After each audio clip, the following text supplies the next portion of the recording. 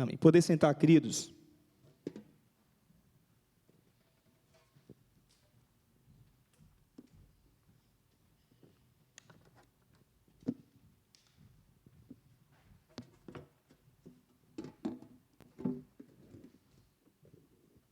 Muito bem, as crianças, cadê elas? Já foram? Tá bom. Deus abençoe. E use lá os tios, as tias, os pais que ajudam.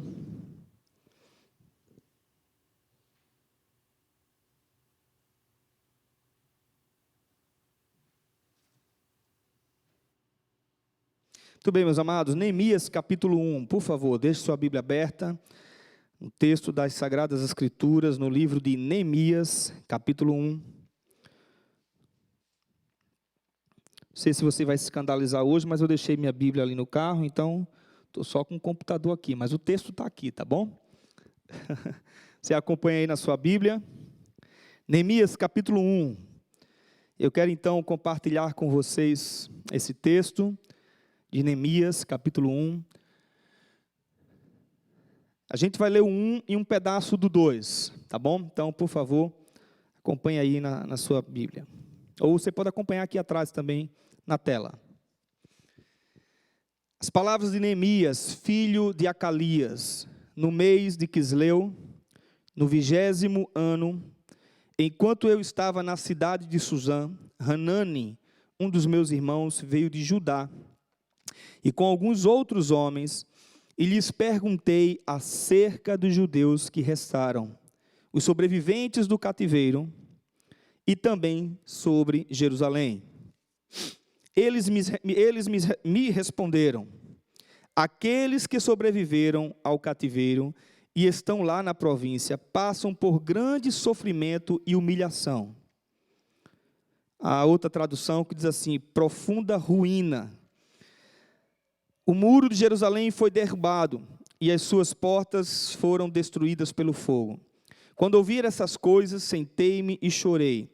Passei dias lamentando, jejuando e orando ao Deus dos céus.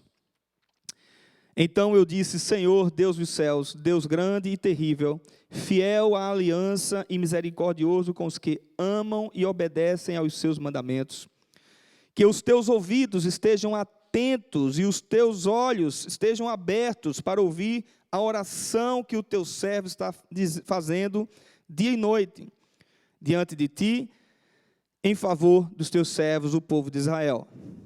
Confesso que os pecados que nós, os israelitas, temos cometido contra ti, sim, eu e o meu povo temos pecado contra ti. Agimos de forma corrupta e vergonhosa contra ti. Não temos obedecido aos mandamentos, aos decretos e às leis que deste ao teu servo Moisés. Lembra-te agora do que disseste a Moisés, teu servo. Se vocês forem infiéis, eu os espalharei entre as nações. Mas, se voltarem para mim e obedecerem os meus mandamentos e os puserem em prática, mesmo que vocês estejam espalhados pelos lugares mais distantes debaixo do céu, de lá eu os reunirei e os trarei para o lugar que escolhi para estabelecer o meu nome. Estes são os teus servos, o teu povo, tu os resgatastes com o teu grande poder e com o teu braço forte. Senhor, que os teus ouvidos estejam atentos à oração deste teu servo e à oração dos teus servos que têm prazer em temer o teu nome. Faze que hoje este povo seja bem sucedido, concedendo-lhe a benevolência deste homem. Nesta época, eu era copeiro do rei. Vamos ler ainda, capítulo 2, alguns versículos que diz assim: no mês de Nissan, do 20º ano do rei Artaxerxes, na hora de servir-lhe o vinho, levei-o ao rei.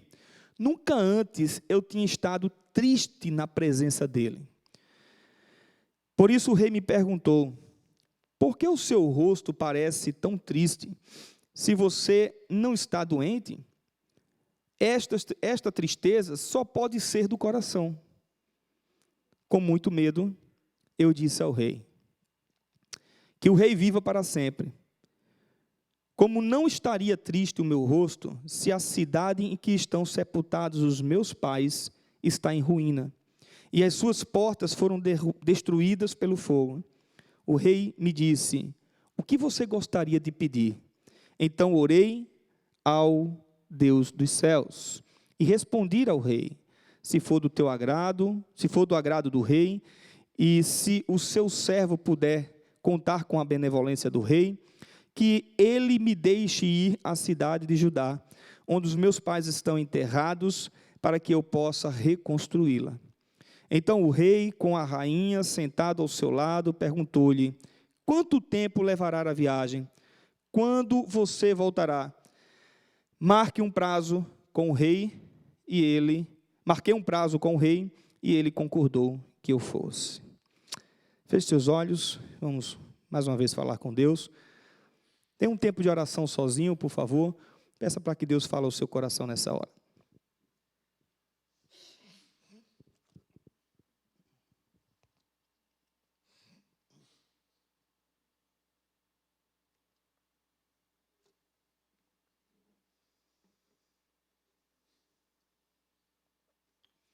Nosso Deus e Pai. Ó Deus, estamos na Tua presença agora, Senhor, e pedimos que, por favor, Deus, o Senhor fale com a gente agora. Senhor, não deixa que a gente, como acontece muitas vezes na nossa vida, a gente escuta. Ó Deus, não deixa que isso seja apenas algo rotineiro, algo de mais um domingo, mas que a gente possa ouvir a Tua voz e a gente possa entender o que o Senhor quer falar conosco, ó Pai. Ó Deus, me usa, eu clamo isso a Ti humildemente, Senhor, me usa como apenas um instrumento Teu, como um servo do Senhor, como profeta do Senhor, para falar aquilo que está na Tua palavra, somente o que está aqui na palavra, Senhor. Não me deixa fugir dela nem para a direita nem para a esquerda, mas que eu possa ser usado pelo Senhor para falar o que está nas Tuas Sagradas Escrituras. Abençoa-nos, ó Deus, e que a gente se torne praticantes da Tua palavra nessa hora, em nome de Jesus. Amém. Amém. Muito bem, depois então de toda essa explanação que eu fiz aqui antes, né, é muito importante isso em projetos, de um modo geral, a gente deixar que as pessoas entendam como está acontecendo esse projeto, o que já foi feito, dar um relatório, e o que é que a gente pode fazer ainda mais, né? Quais são os planos, quais são os objetivos. Então, como você, discípulo de Jesus, tem visto a igreja dos nossos dias? Essa é a primeira pergunta que eu queria fazer a você. Como você, discípulo de Jesus, tem enxergado a igreja dos nossos dias? Segunda pergunta. Como você tem visto essa igreja? Como você tem visto a plantação dessa igreja nessa cidade? Sei que aqui tem alguns que estão chegando agora, temos alguns irmãos viajando que não estão aqui, aqueles que já estão conosco, como você está vendo essa igreja? 3, o que você entende da missão que Deus nos deu como igreja, de ser discípulo de Jesus nesse mundo? O que de fato você compreende? Qual a totalidade da sua compreensão a respeito dessas coisas? O livro de Neemias, ele é um livro fantástico, porque ele mostra que o povo de Deus, que havia sido destruído pela Babilônia, esse povo ele retornou para a Jerusalém, a região ali, onde eles tinham sido tirados ou deixados à miséria, tá? Duas formas, alguns foram retirados, levados para a Babilônia, o Império Babilônio entrou, destruiu absolutamente tudo, acabou com tudo, arruinou tudo, destruiu o templo, destruiu casas, e levou muitos, principalmente aqueles mais ricos, aqueles que tinham mais conhecimentos, levou para a Babilônia para servir ao imperador Nabucodonosor. Alguns foram deixados à miséria. E esse livro, então, é o retorno. Esse livro vai mostrar para a gente, Neemias, é o retorno desse povo. Eles voltaram para Jerusalém. Agora não mais era o Império Babilônico, agora é o Império Medo-Persa. Era o Império Persa e o rei Artaxerxes, nesse período aqui de Neemias, que estava governando tudo. E foi deixado, então, quando o Império Persa ele invadiu a Babilônia, que a Babilônia tinha invadido Jerusalém, Quando então eles invadem, eles deixaram que o povo retornasse, os judeus retornassem para suas terras. Mas quando eles chegaram lá, o que eles encontraram? Algumas traduções vai dizer aí, profunda miséria e ruína. E aí, meus amados irmãos, Neemias aqui, ele era o copeiro desse rei chamado Artaxerxes. Ele era o copeiro. O que era o copeiro? O copeiro era um cara de uma função, o emprego dele era de alta confiabilidade do rei. Primeiro, ele cuidava dos negócios pessoais do rei, das coisas pessoais do rei. Segundo, ele era a pessoa que servia a bebida do rei. E antes de dar a bebida ao rei, ele pegava e tomava, porque se tivesse envenenado, porque era muito comum naquela época envenenar os reis, os imperadores. Então, se tivesse veneno naquela bebida, quem morreria? Neemias. Não era o rei que morreria. Então, era um cargo de profunda confiabilidade do rei, né? O rei gostava de Neemias, e ele ali servia aquele rei. E o capítulo 1 e 2, então, mostram que, mesmo ele estando nessa posição, ou seja, ele estava confortável, sim ou não? Ele estava confortável, ele estava no palácio real, ele trabalhava para o rei.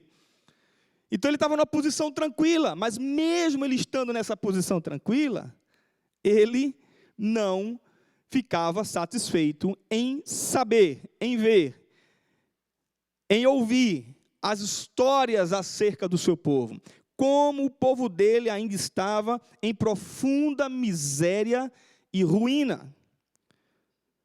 E aí então ele se deixa ser usado por Deus, ele se deixa ser aquele que diz assim: vou sair do palácio, vou sair do conforto, vou deixar tudo aquilo que eu estou vivendo para ir para o meio do povo, para ver como o povo está, porque eu quero restaurar a vida espiritual desse povo, mas eu quero também restaurar a cidade, os muros da cidade, e ele se prontifica ao rei, para fazer isso. Neemias é uma narrativa inspiradora, irmãos, inspiradora de fé, de esperança, de coragem, de perseverança. Sabe por quê? Porque ele teve opositores,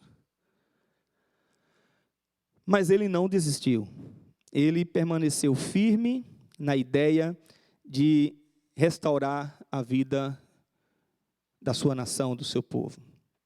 E aí eu quero trazer como tema, olhando então para o livro de Neemias, a percepção que todo discípulo deve ter em relação ao seu povo.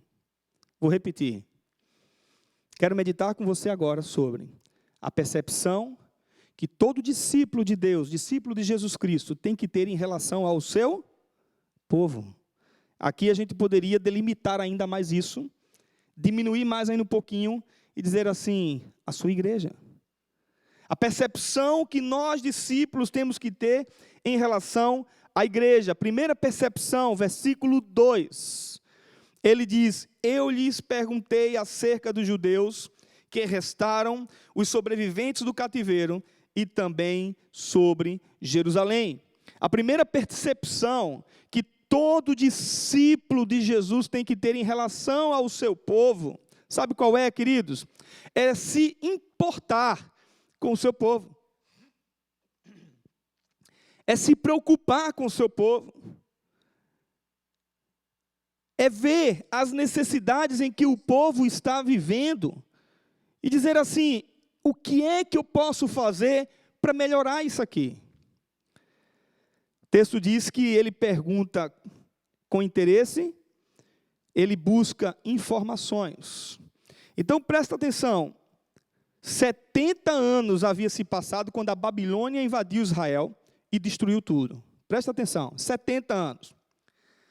Eles agora não estavam mais dominando tudo. Quem dominava agora era a Pérsia, como eu acabei de dizer para vocês anteriormente.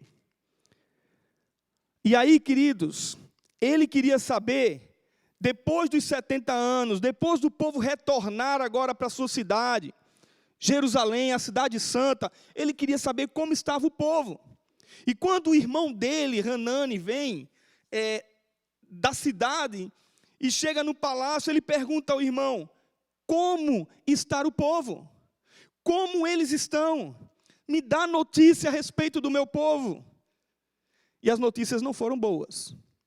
Ele diz, o povo está, como eu disse, a tradução que eu gosto mais, apesar de ter lido outra tradução aqui, a tradução que eu gosto mais é essa: em profunda miséria e ruína. O povo está em profunda miséria e ruína. Certamente não existia saneamento básico mais. Certamente não existiam mais casas como eram antes, prédios como eram antes. Tudo tinha sido queimado, porque nos povos antigos, se você for estudar um pouquinho sobre isso, você vai ver que a Babilônia, eles eram cruéis de guerra. Eles eram cruéis, quando eles entravam, eles destruíam tudo. E aí, queridos, o povo estava nessa situação de miséria, não havia talvez comida suficiente, plantações tinham sido destruídas. Água talvez não tivesse suficiente para o povo. As casas que eles deixaram, certamente não era mais do mesmo jeito. Então eles puderam voltar, mas eles não encontraram tudo o que havia antes. Mas Neemias, ele busca saber informações sobre o povo. Ele busca saber como estava o seu povo. Segunda percepção. Segunda percepção, versículo 4 agora. Quando ouvi estas coisas, sentei-me e chorei. Passei dias lamentando, jejuando e orando ao Deus dos céus. A segunda percepção é, ele se entristece, ele se incomoda por ver o seu povo, irmãos, por ver a necessidade do povo. E ele recorre a quem poderia fazer alguma coisa pelo seu povo.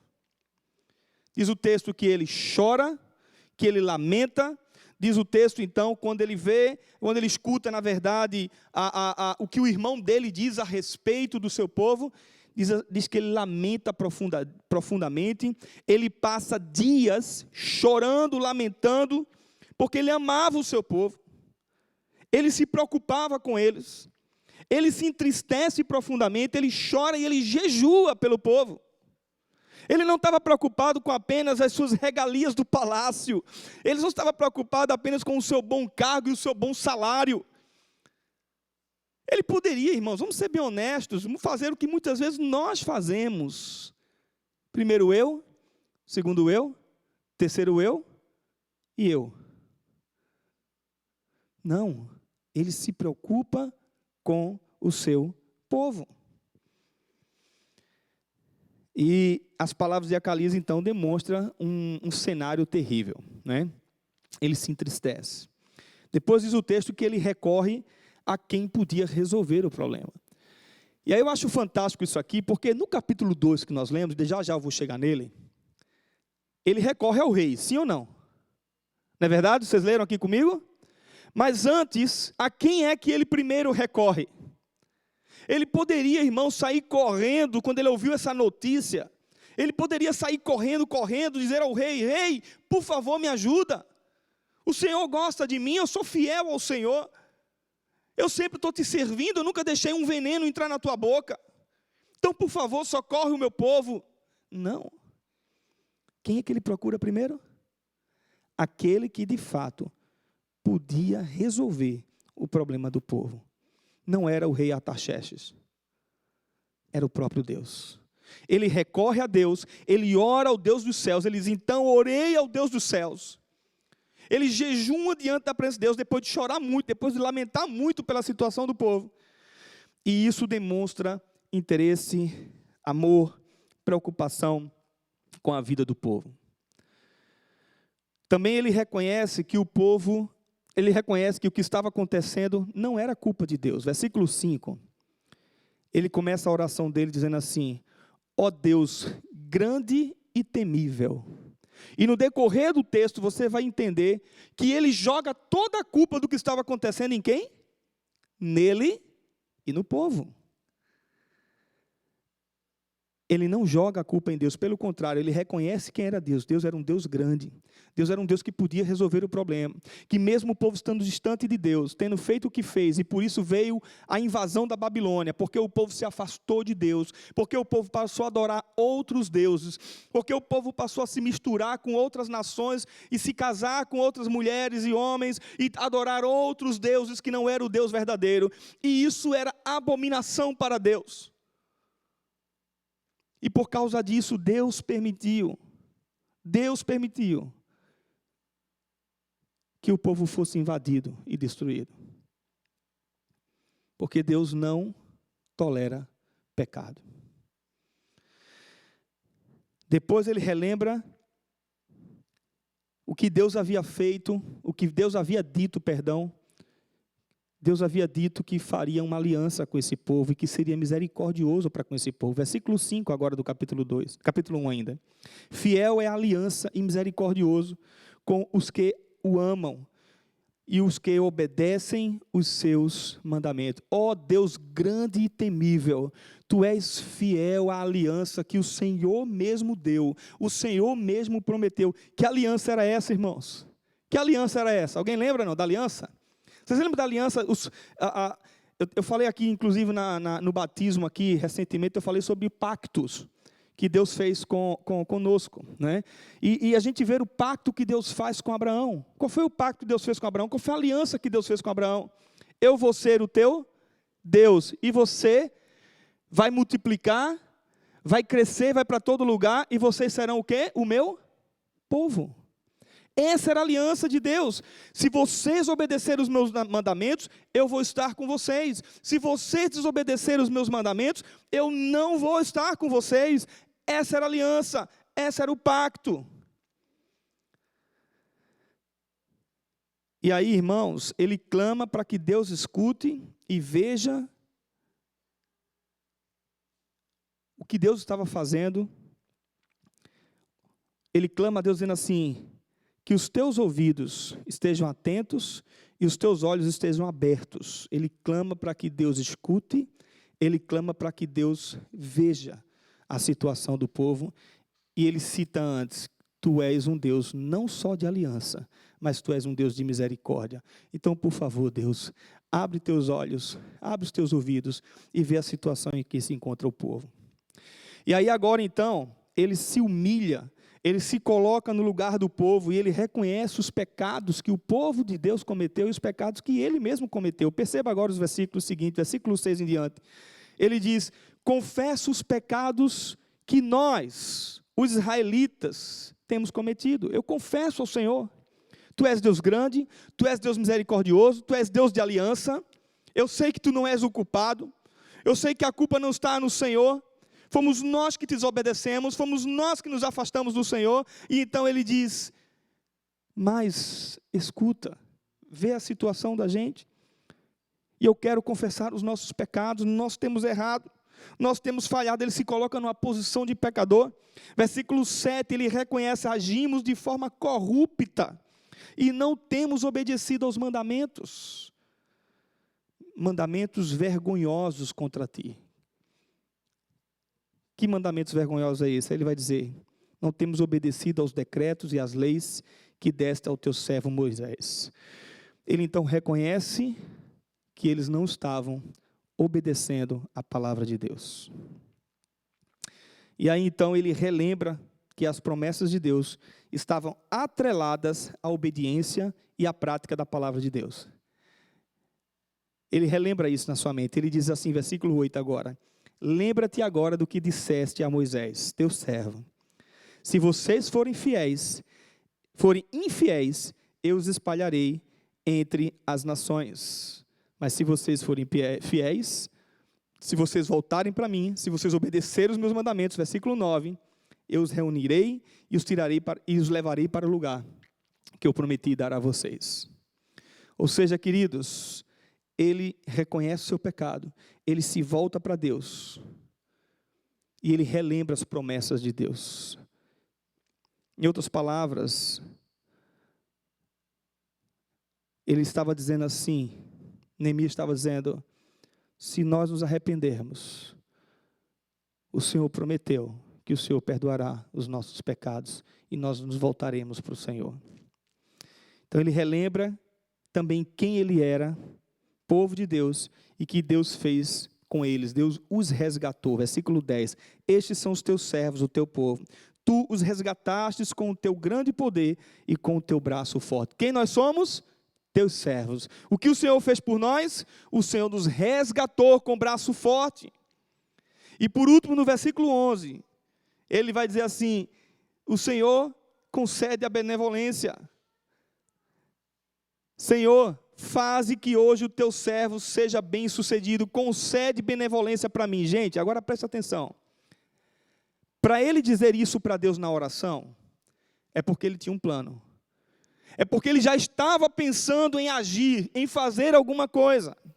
Então presta atenção, meu amado irmão, um discípulo, ele se importa com o seu povo, o discípulo, ele se entristece por ver o povo sofrendo de alguma forma, acontecendo alguma coisa na vida do povo, mas a terceira percepção do discípulo, está no capítulo 2, versículo 5, eu respondi ao rei, se for do teu agrado, ó rei, e se seu servo puder contar com a benevolência do rei, que ele me deixe ir à cidade de Judá, onde os meus pais estão enterrados, para reconstruí-la. A terceira percepção do discípulo de Deus, de Jesus Cristo, é mover o seu coração a agir por ver que o seu povo está precisando. Agir. Mesmo triste, mesmo abatido, ele ora, ele clama, ele reconhece os erros, e agora então ele diz assim: Senhor, eu quero fazer alguma coisa. Senhor, eu preciso sair do canto. Irmãos, a vida cotidiana de Neemias não estava desassociada da vida espiritual dele. Vou repetir. A vida cotidiana de Neemias não estava desassociada da vida espiritual dele. Ele vai trabalhar, diz o texto, se você ler depois aí de novo, ele vai trabalhar no palácio. Ele sai da sua casa, ele vai trabalhar no palácio. E ele fica ali pensando, ele fica: como é que eu posso agir diante dessa situação? Ele já orou a Deus, ele já clamou a Deus. Agora, como é que eu posso resolver isso?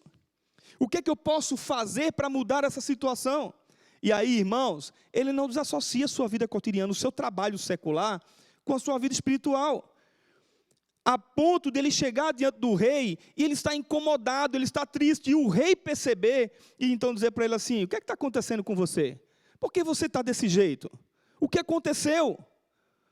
Você não é assim. Talvez ele fosse um cara brincalhão, um cara divertido. E ele disse: o que é que está acontecendo com você? Você não está doente fisicamente, então essa doença só pode ser do coração. E aí, meus amados irmãos, as pessoas ao redor percebem o amor que nós temos pelo nosso povo.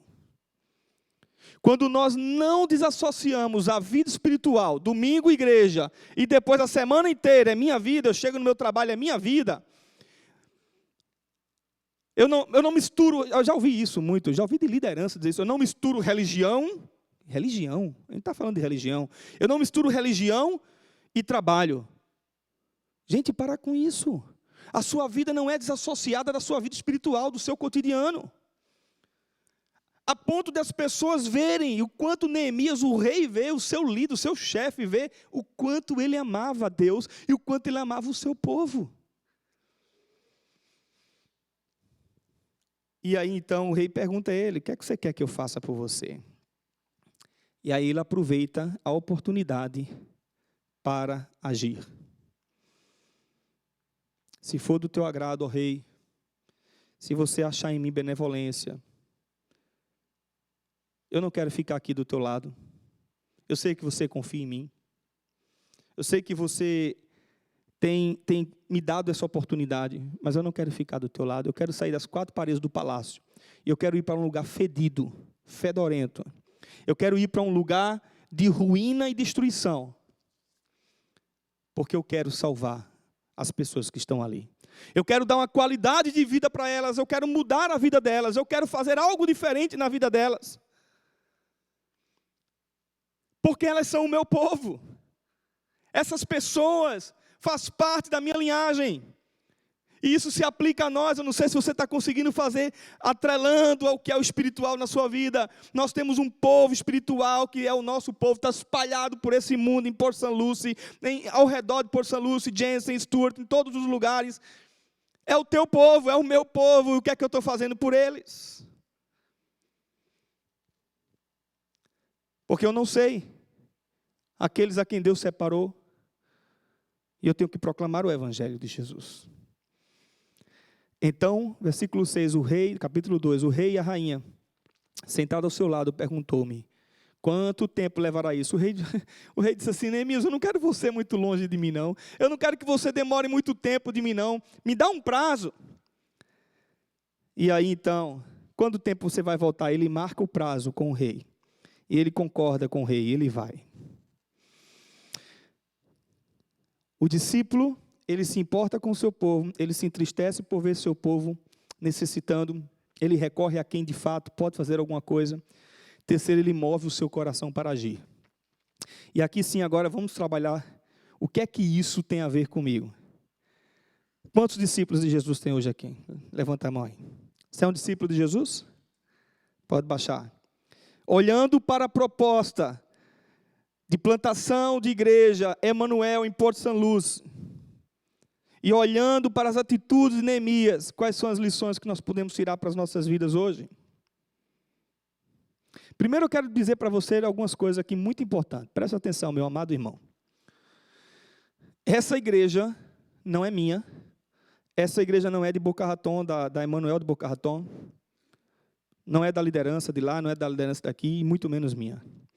Essa igreja é de Deus. Vocês creem nisso ou não? Vocês entendem assim? Amém? Essa igreja que está sendo plantada na cidade de Port St. Lucie, ou qualquer região próxima aqui, até que a gente vá para algum lugar próximo, a igreja presbiteriana Emanuel, ela não é da gente, ela é de Deus. Segunda coisa que eu queria deixar para a gente, que o projeto dessa igreja vislumbra sonhos normais de qualquer outra igreja. Verdade ou não? Vislumbra sonhos normais de qualquer outra igreja. Se é uma igreja estruturada, uma igreja saudável, uma igreja forte, uma igreja firme na cidade, uma igreja que ama Jesus, que não envergonha o nome do evangelho de Jesus, uma igreja que tem uma liderança que não envergonha a Cristo, que não envergonha a palavra, que tem membros assim, sonhos que deveriam ser normais de toda e qualquer igreja por aí afora, uma igreja que é bem estruturada, que tem suas finanças organizadas, que tem sua estrutura, quem sabe tem seu prédio próprio. São sonhos, são desejos normais. Ainda, uma igreja que leva o nome verdadeiro de Jesus Cristo. E mais, pergunta, você faz parte dessa igreja? Sim, todos nós aqui estamos fazendo parte dessa igreja. Aqueles que não estão visitando, estão vindo, e aí pode fazer parte da gente também aqui, se você assim desejar. Mas aqueles que têm vindo, você faz parte dessa igreja já. Faço parte ou como uma pessoa ativa, ou como uma pessoa ainda não tão ativa, mas alguém que ama, tem amado essa igreja, e que não é o momento de ser tão ativo, ou como um visitante, mas eu estou fazendo parte dessa igreja. E aí então eu quero relembrar o que eu falei sobre Neemias. Primeiro, eu preciso me importar com o meu povo, como Neemias se importou com o seu. Eu preciso me preocupar com esse povo aqui, que está aqui, esse grupo aí de quase 40, que tem vindo pessoas, aí às vezes fica 50, 40, esse grupinho que a gente tem contando com as crianças, eu tenho que amar esse povo, eu tenho que me importar com ele, eu tenho que me preocupar com ele. E queridos, presta atenção em nome de Jesus, presta atenção nisso, se importar gera perguntas. Quando você se importa, perguntas vêm à sua mente. Gera preocupação com a situação como estamos. Gera também ações, oração e disposição, como foi com Neemias. Qual dessas ações você tem tido? Se importar gera perguntas. Exemplo, como está o projeto de plantação de igreja Emanuel em Port St. Lucie? Como é que está o projeto dessa igreja? Perguntas, por exemplo, como está o coração do pastor dessa igreja? Como está o coração dos membros dessa igreja? Como está a família pastoral? Não brinca não, gente, eu quero falar uma coisa séria para você. Nós que estamos à frente, nós somos vidraças. Vidraças é você estar ali na frente para levar pedrada mesmo. E as pessoas vão falar mal de você, vão sair daqui falando mal de você. Pessoas que você até, que a gente pastoreia, que a gente ama, que a gente tenta cuidar, mas que de alguma forma não acontecem. Como está o coração do líder? Como está o coração dos outros líderes? Como está o coração dos membros dessa igreja, as pessoas? O que é que eles estão sofrendo? O que é que eles estão passando? São perguntas que você precisa se preocupar. Como está as professoras do Ministério Infantil? Elas estão cansadas? Elas estão sobrecarregadas? Como estão as pessoas que estão sendo recebidas na igreja? Como é que elas estão sendo recebidas? A gente tem sido acolhedor, a gente tem sido de fato, tem abraçado, graças a Deus, eu tenho louvado a Deus, porque pessoas que chegam aqui sempre falam que nós temos sido acolhedores. Mas eu acho que a gente observa algumas dificuldades, a gente tem que fazer perguntas. Como estão aqueles que não estão vindo mais? Como estão, ou como está a situação financeira da igreja, por exemplo? Você sabe como é que está? Você sabia como é que está? Você já ouviu falar sobre isso? Não. Está no negativo. A gente está gastando mais do que arrecada, graças a Deus que a gente tem um saldo. Perguntas precisam ser feitas. Como é que está o sustento do pastor? Um dia desse eu falei para um irmão aqui da igreja, e eu disse isso para ele, eu disse, é muito bom você dizer assim, tem um pastor que prega a palavra, tem um pastor que está ali firme com a gente, que está junto com a gente, mas você está perguntando como é que está o sustento dele? Você sabe como é que ele está vivendo? Perguntas precisam ser feitas. Neemias perguntou a Naamã, como está o meu povo? Como está o povo? E Naamã diz, está em profunda ruína e miséria. Graças a Deus a gente não está em profunda ruína e miséria, irmãos. A gente está bem, a gente está crescendo, o grupo está animado, eu tenho louvado muito a Deus pelo que está acontecendo aqui, entendeu? Mas perguntas precisam ser feitas. Não só por aqueles que estão, mas por aqueles que querem fazer parte desse grupo. Se importa com o seu povo, como Neemias se importou. 2, se entristece por ver o seu povo necessitando e recorre àquele que pode fazer alguma coisa, como Neemias fez, como Neemias recorreu. Aqui eu queria então lembrar o seguinte, pensar em oração. Pergunta é, você na sua individualidade, você tem orado por essa igreja? Você tem orado pelo pastor da igreja, pela família dele? Você tem orado pela liderança dessa igreja? Você tem orado pela igreja de Boca Raton, que tem nos abençoado aqui? Pelo pastor Ederson?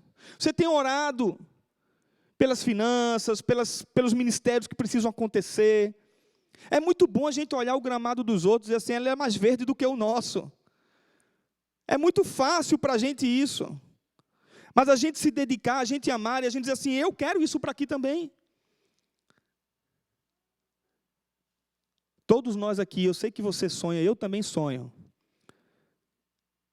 Se você conversar com o Daniel, quem pensa que o pastor gosta de ter só a família dele aqui tocando, se você conversar com o Daniel vai dizer para você, queria muitas vezes estar sentado no banco, de vez em quando assistindo um culto, participando do culto.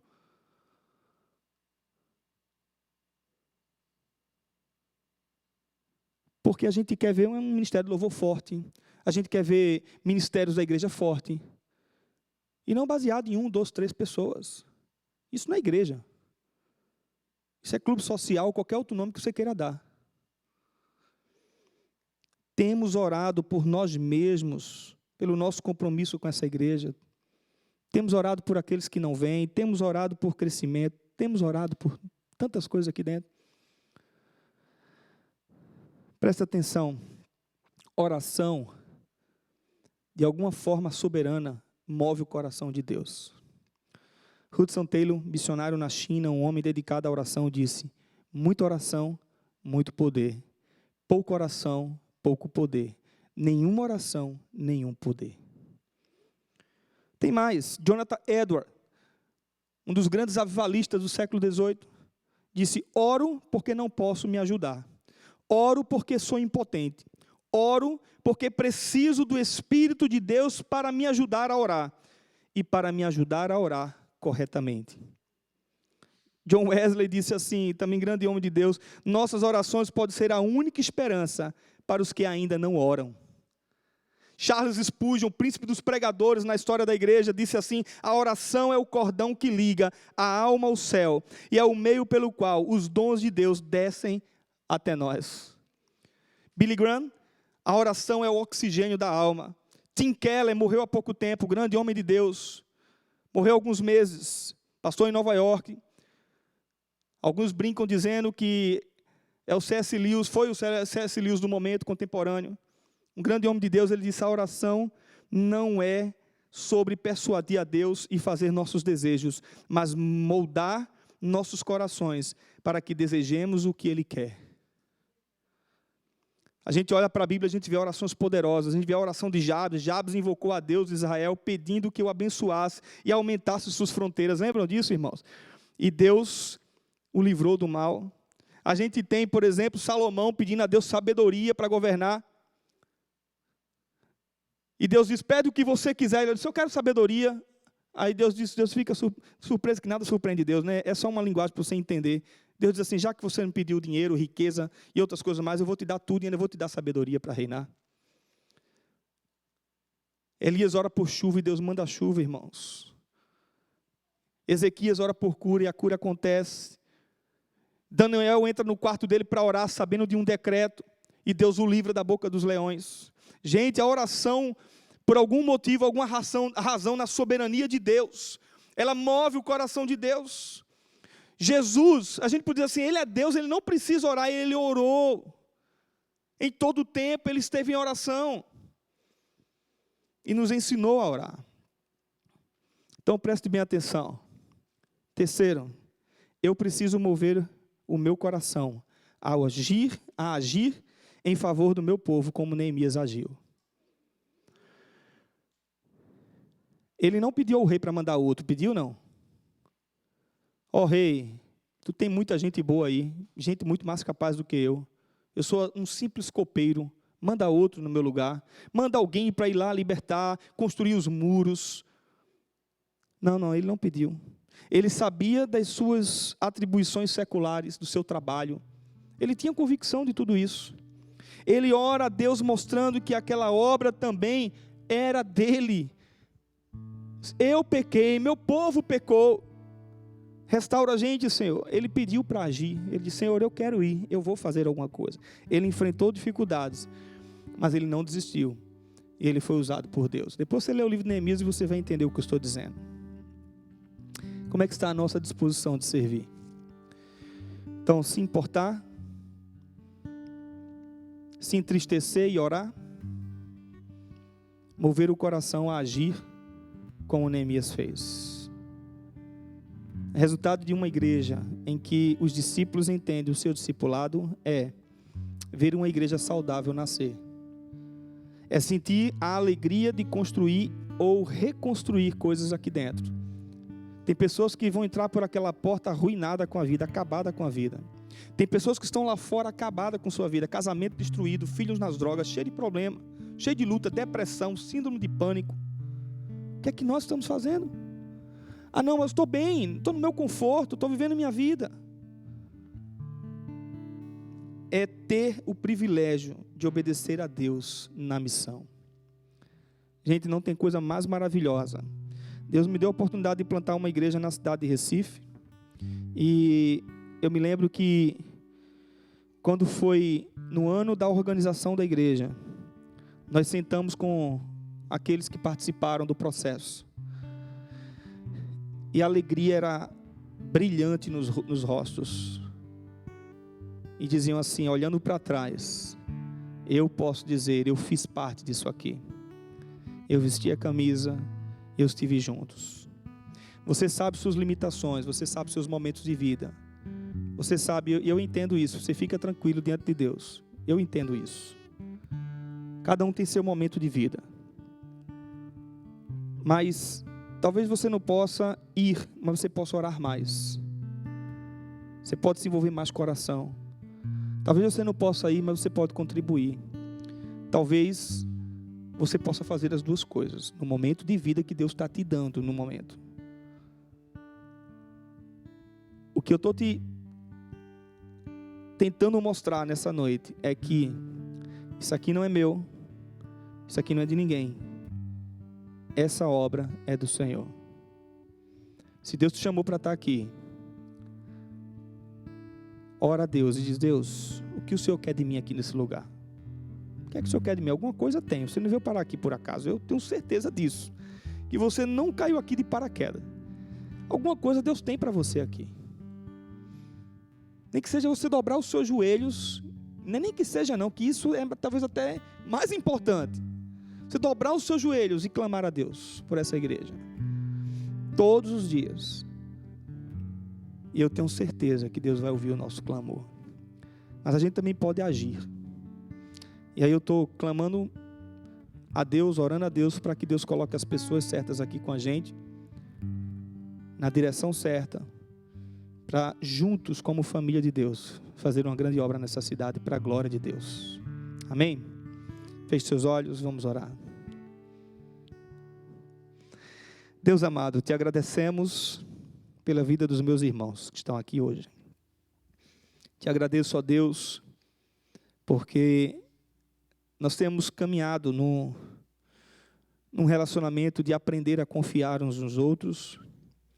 Nós temos caminhado num relacionamento de aprender a amar uns aos outros, entender as diferenças uns dos outros. Sabemos, ó Deus, que teremos sempre alguns em nosso meio, como teve tantos mostrado pelo apóstolo Paulo, que estão dentro da igreja para provar a nossa fé, para criar dificuldades. Mas sabemos que temos muitos aqui, ó Deus, ou todos, pelo menos eu tenho visto isso, meu Deus, que estão aqui hoje, têm aprendido a amar essa igreja. Diante do entendimento de cada um, diante das dificuldades de cada um, dos momentos de vida de cada um, Senhor. Nos dar a consciência do que o Senhor quer de nós. Para fazer, para agir, para contribuir. Para dizer: Deus, eu estou aqui e eu quero servir ao Senhor de alguma forma. Usa-nos, ó Pai, como Tu queres. Usa-nos, ó Deus, e nos faz entender que a vida não é só secular, a vida é espiritual. E que o espiritual não está desassociado do secular. E que ter família, ter filhos, ter marido, esposa, ter dinheiro, trabalhar, faz parte da nossa vida espiritual, Senhor. Nós entregamos nossas vidas a Ti, Deus. Abençoa a vida dessa igreja que está começando, entrando no seu 2º ano, dentro de um projeto que foi feito. Que o Senhor esteja abençoando essa igreja, para que ela cresça para a glória do Teu nome, para que ela desenvolva para a glória do Teu nome, para que o Teu nome seja exaltado em nosso meio, sempre. Em nome de Jesus nós te oramos. Em nome de Jesus. Amém. Amém.